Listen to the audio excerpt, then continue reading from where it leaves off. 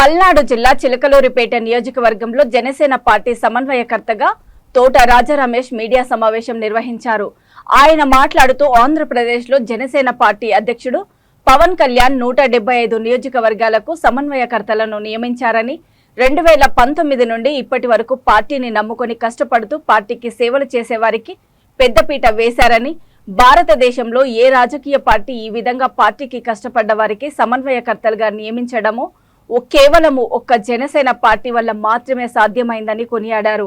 Telugu Desam party Janasena party పొత్తులో భాగంగా అధిష్టానం సూచనల మేరకు పార్టీ కార్యక్రమాల్లో పాల్గొంటూ కలిసి పనిచేసుకుంటూ వెళ్తూ రాష్ట్రంలోని వైఎస్ఆర్సీపీ పార్టీని గద్దెదించడమే మా లక్ష్యంగా పనిచేస్తామని తెలియజేశారు.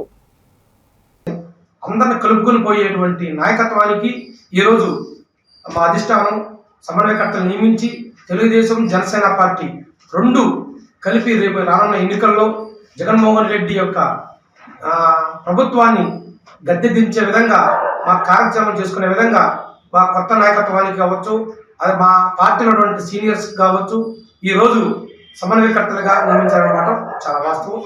చాలా ఏదైతే కష్టపడిన వ్యక్తులకి ఈరోజు సమన్వయకర్తలుగా నియమించినటువంటి మా అధిష్టానానికి నా హృదయపూర్వక నమస్కారం తెలియజేస్తున్నాను.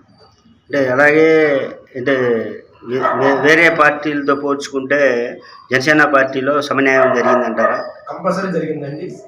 ఎందుకంటే డబ్బు ఉన్నా లేకున్నా ఎవరైతే పార్టీకి కష్టకాలం నుంచి నేను చెప్తున్నాను, పార్టీకి ఎన్నో రాజకీయ పార్టీలు చూసాం, అధికారం ఉన్నా లేకున్నా డబ్బుతో రాత్రికి వస్తారు, ఖర్చు పెడతారు, వారికి అనుకున్నది పార్టీలో రానప్పటికీ వెంబటనే వేరే పార్టీలకి అధికారం కోసం పోయేటువంటి సంస్కృతి మన రాష్ట్రంలో కావచ్చు, దేశంలో ఎన్నో నాయకులు చూసాం.